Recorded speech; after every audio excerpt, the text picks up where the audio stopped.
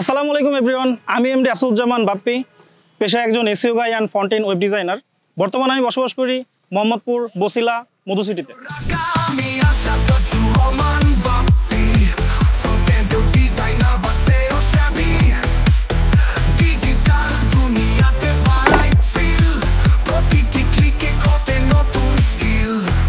বর্তমানে আমি এই ইলেকট্রিক স্কুটারটি ব্যবহার করছি। এটি রিভো C03 একটি ইভি স্কুটার।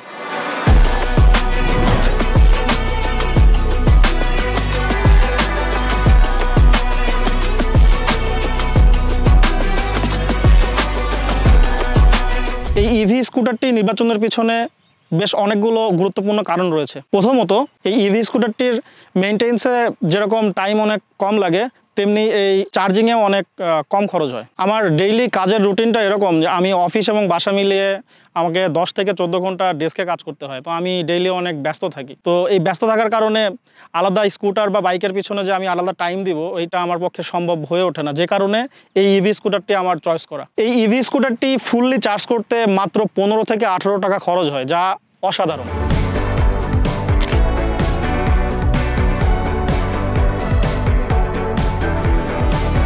এই ইভি স্কুটারটি দেখতে অনেক কিউট। একটা মজার গল্প বলি, আমি যখন অফিসে যাই আর জ্যামে যখন আটকাই, ম্যাক্সিমাম টাইমে আশেপাশে যদি কোনো বাইকার থাকে, তারা বাইকটি সম্বন্ধে জিজ্ঞাসা করে, তারা এর রেঞ্জ জানতে চায়, এটা কি স্কুটার সেটা জানতে চায়। সম্ভবত এটা নতুন কোম্পানির জন্য অনেকেই চিনে না। এরকম আমার সাথে অহরহই ঘটতেছে। আমি লিটারালি এটা কাউন্ট করতেছি, এখন পর্যন্ত প্রায় 27 জন বাইকার আমার কাছে এটা সম্বন্ধে জিজ্ঞাসা করছে। এই স্কুটারটি চয়েস করার আরও একটা বড় কারণ, যেটা এটা প্রথমেই আমি যখন প্রথম দেখেছিলাম তখনই আমার এটা চোখে পড়ছিল। এটার যে হেডলাইটটা আছে, হেডলাইটটা দেখতে অনেকটা আয়রন ম্যানের মার্ক 42 স্যুটের যে আর্ক রিয়াক্টারটা আছে ওইটার মতো। তো আমি এমনিতে আয়রন ম্যান অনেক পছন্দ করি, তো এই জন্য এটা নিয়েছি।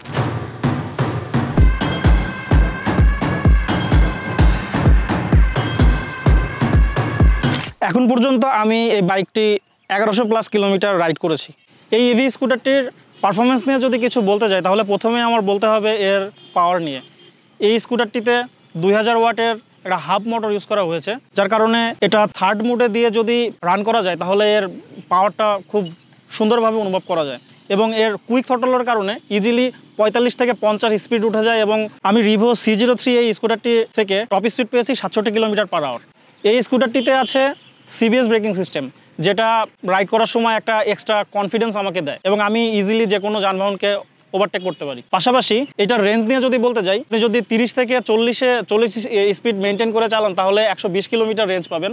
আর যদি আপনি 40 থেকে 60 এর মধ্যে চালান, তাহলে এটা 80 থেকে 85 কিলোমিটার রেঞ্জ পাবেন।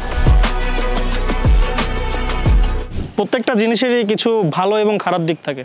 তো এই স্কুটারটির আমার কী কী বিষয় ভালো লেগেছে আমি সেটা আগে বলি।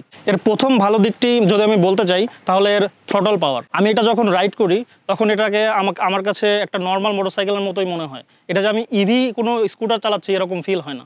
এই স্কুটারটির একটা এক্সাইটিং ফিচার আছে, সেটি হচ্ছে এর একটা রিভার্স বাটন আছে, যেটা প্রেস করে থ্রটল দিলে স্কুটারটি পিছনে যায়। আমার ডে টু ডে ডেইলি লাইফের যে কমিউটিং, সেটাই রিভার্স বাটনের জন্য অনেকটা ইজি হয়ে গিয়েছে। এই স্কুটারটির CBS ব্রেকিং সিস্টেম দিয়েছে, এটা আমার কাছে খুব ভালো লাগে, কারণ আমি রাইডিংয়ের সময় একটা এক্সট্রা কনফিডেন্টের সাথে রাইড করতে পারি। এই স্কুটারটির যে হেডলাইটটা দিয়েছে, এটা বেশ ভালো আলো প্রদান করে, যেটা সিটি রাইডের জন্য যথেষ্ট। এই স্কুটারটির বুট স্পেসটি অনেক বড়।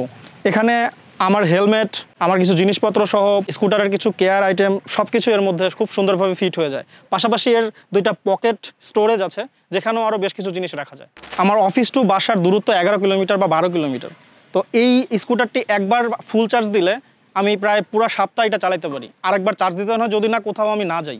পাশাপাশি এটাতে যে জায়গা আছে, আমার বাচ্চা এবং আমার ওয়াইফ সহ আমি উইকেন্ডে ঢাকার আশেপাশ থেকে ছোট্ট একটা ট্যুর দিয়ে আসতে পারি।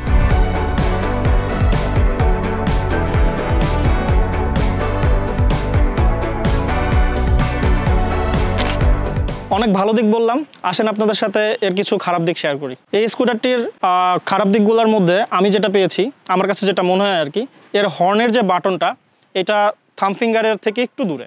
আর স্বভাবত আমরা যারা অন্য বাইক রাইড করেছেন আর কি, এটা চালাইতে গেলে প্রথম দিকে একটু স্ট্রাগল করতে হবে, কারণ হর্নের বাটনটা একটু দূরে থাকাতে আপনার কাছে একটু আনইজি লাগবে। তো আমার মনে হয় যে রিভোর যে R&D টিম আছে বা রিভোর কর্তৃপক্ষের দৃষ্টি আকর্ষণ করতে চাইবো যে এটা যদি একটু থাম্ব ফিঙ্গারের কাছে দেওয়া হতো তাহলে ভালো হতো। এই স্কুটারটির আরও একটা খারাপ দিক আমার কাছে মনে হয়েছে, সেটা হচ্ছে এর ব্যাটারি স্ট্যাটাস রেটিংটা, পার্সেন্টেজটা সবসময় ঠিক দেখায় না, এবং এটা সঠিক পার্সেন্টেজ পাইতে গেলে আপনাকে সার্কিট ব্রেকার 2 থেকে 3 বার অন অফ করতে হবে, বাট এটা মাঝে মাঝে হয়, সবসময় না। যারা এই ইভি স্কুটারটি নিতে চাচ্ছেন তাদের জন্য আমার কিছু অ্যাডভাইস থাকবে, সেটা হচ্ছে নেয়ার পরই প্রথম 5 বার চার্জ দেওয়ার ক্ষেত্রে আপনি ফুল ব্যাটারি ড্রেন করে তারপরে চার্জ দিবেন, এবং পরবর্তীতে 15 থেকে 20% থাকা অবস্থাতে আবার ফুল চার্জ করে করে চালাবেন। এবং সিটি রাইডের ক্ষেত্রে সিটিতে যখন রাইড করবেন বা জ্যামের মধ্যে যখন রাইড করবেন তখন এটার মুড 3টা মুড আছে, 1 2 3, গিয়ার নেই, তো মুড 1-এ রেখে চালাইলে আপনি অনেক আরামদায়কভাবে ক্রুজ করতে পারবেন সিটির মধ্যে। এই ছিল রিভিউ C03-র সাথে আমার 1100 কিলোমিটারের একটি ইউজার রিভিউ, ইনফরমেশনগুলো আপনাদের সঙ্গে শেয়ার করলাম। সবাই ভালো থাকবেন এবং অবশ্যই স্কুটার চালান বা বাইক হেলমেট পরে চালাবেন।